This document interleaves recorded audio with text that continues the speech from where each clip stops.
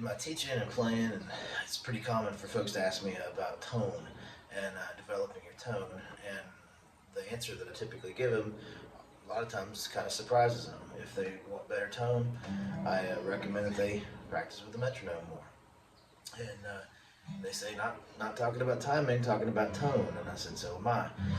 Our timing affects our tone in a major way. And specifically what I sort of talk about in this video is the connection of the left hand on the strings. And so, in short, people tend to rush. They hurry through a line, especially faster songs. They feel like it's a fast song, I've got to hurry through this, I can't play fast enough is often a sort of a thought people have. It's like, oh, I can't keep up with this, I can't play fast enough. But if you really listen to what they're doing, oftentimes they're rushing. They're actually outrunning the tempo of the song and outrunning the metronome a little bit, or outrunning the band if they're playing with some other folks. And when you're rushing, you're stealing time from your hands. If you hurry through an idea, then you are not staying in contact with the string as long as you could have. So practicing with the metronome, this helps us to work out the amount of time we have to engage the string. So ultimately what you're trying to do is you're trying to keep your finger on the string as long as possible so that that note has the most time to bloom and then decay. If you let go, you're going to get this cut off note. The decay will be cut off. If you slap on the string, it can cut the front edge of the string of the note off and not allow the note to actually bloom.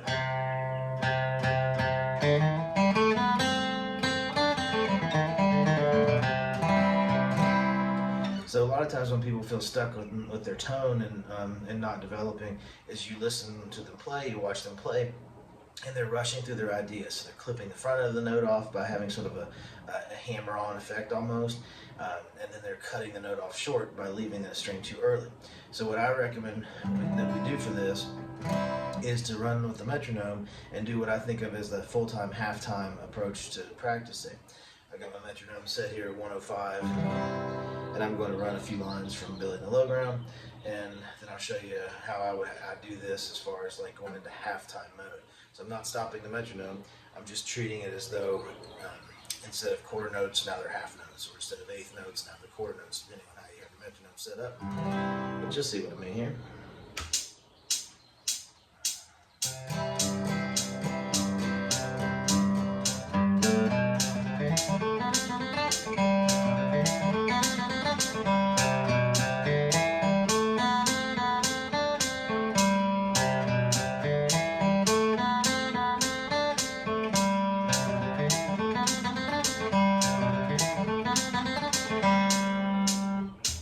So I played it at the quote-unquote normal speed that I would play it at, with that 105 setting, and then without stopping, I repeated the exact same line in the same way.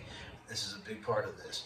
Oftentimes when people slow down their metronome or their backing tracks, drum machine or otherwise, to practice, they end up playing very differently than they did when they were playing faster. So if you're improvising and not playing like an arrangement, you have to be extra careful that when you slow down, you actually are practicing the same line.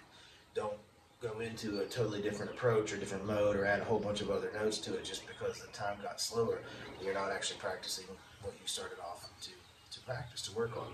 So by using the metronome at this regular tempo, half tempo approach, I've done this for years, you're able to sort of in real time, so to speak, repeat and play the same line back and work out the connection.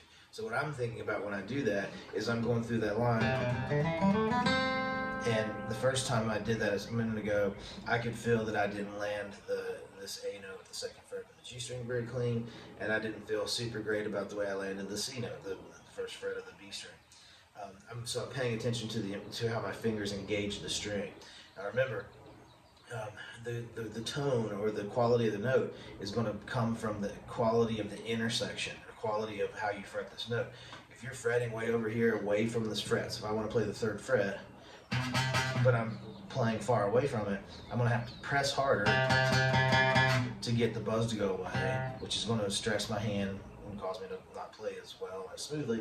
and it's also going to diminish the tone. So what you're looking for is a tight intersection between the string, the fret, and your finger. 3 points all come together in one tight little package. To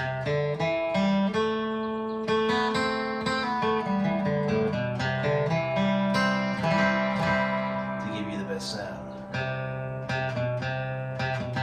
The other thing I'm doing as I'm going through, so as I'm playing at the half speed, I'm able to more clearly think about the touch sensitive aspects, the touching of the string. And so I'm honing in on how the quality of the touch and using just the fingertip sensitivity to improve that quality of that touch. And if you get the fingers in the right place, you don't have to press that hard to get a good note. The other thing I'm doing oftentimes, so when I go to the C down to the B, or walking up to kick the tune off, I'm going to try to do things in my practicing, like keep both of those fingers in place as I walk up, because I'm going to need that B again, so that's more efficient from a speed standpoint, but it also creates a stability on the string. And the more you can have your notes overlap, keep your fingers in place.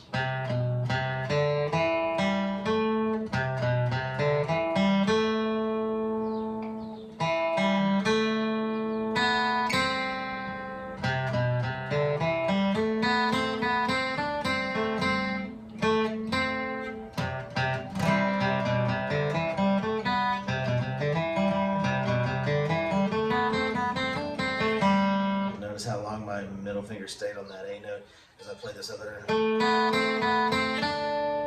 That's a very common thing in my playing, is to keep fingers sort of in place as stabilizers, to keep your fingers from flopping around so much, and it also keeps you tighter to the fret. If this finger's in the right place, then these other fingers are more likely going to be in a solid intersection. So as you go through and you practice, think about the touch aspects of your left hand. Are you creating a tight intersection between the string, the fret, and your finger? And are you getting really clean and consistent sounds? When you practice, run a line, choose a line from something you play. Play it at your goal tempo, whatever that is. I was running at 105 here today. And then repeat that line in half time, so that you can refine it, make it better, and be able to follow up with getting the left hand to be running smoother and better.